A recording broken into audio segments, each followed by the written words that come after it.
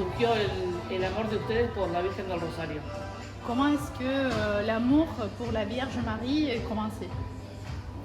Quand j'étais petit enfant. Cuando era muy chico. Parce qu'on habite une région en France où il y a eu des apparitions de la Vierge Marie. Porque viven en una región de Francia donde hubo apariciones de la Virgen.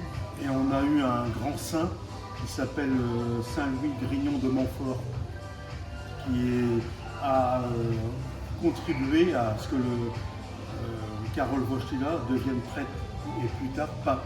Bien, porque tuvieron a un santo, Montfort, y que ayudó a un cura a devenir, a convertirse en papa. Voilà. Es una región muy religiosa. Alors, on a l'habitude de prier. Alors moi, je suis aumônier militaire. par Ellos l'armée française.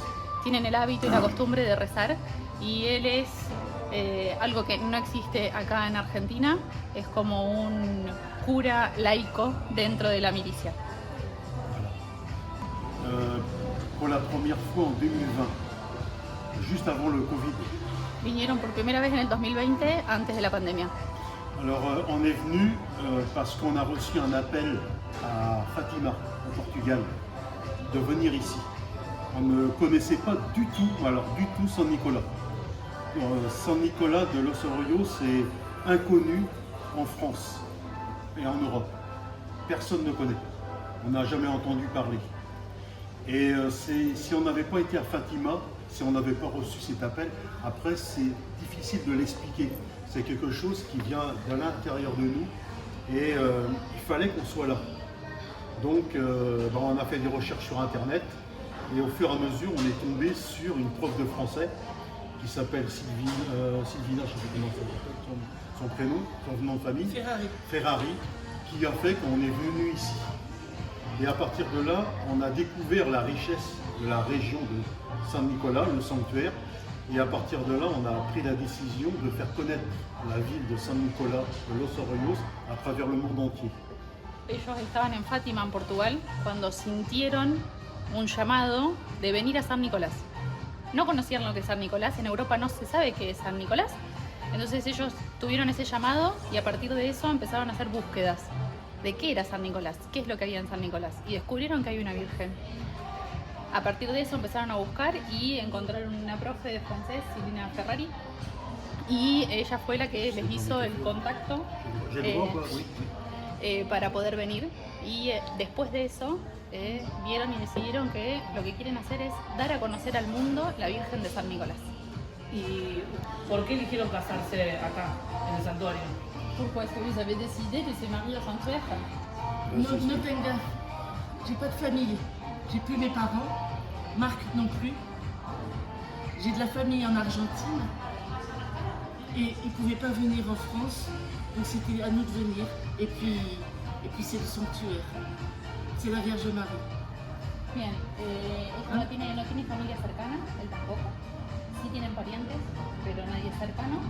Y es la Virgen. Era venir acá y casarse en el santuario, porque es la Virgen.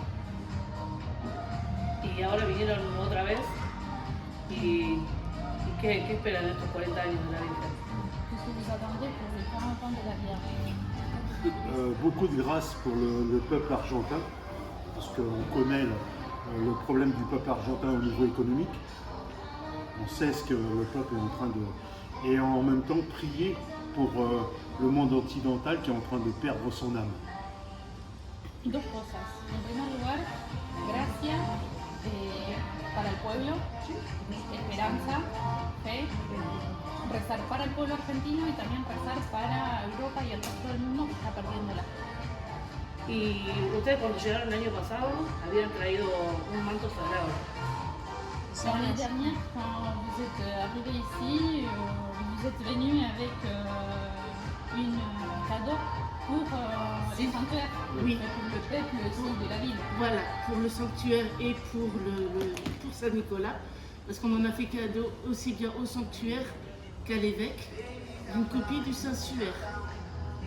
Voilà, Hicieron pour rassembler le peuple argentin autour de ce symbole. Voilà. trajeron un regalo que no es solamente para el santuario y para el obispo, sino también para el pueblo, que es una copia, una réplica de la sábana santa, para unir y unificar al pueblo.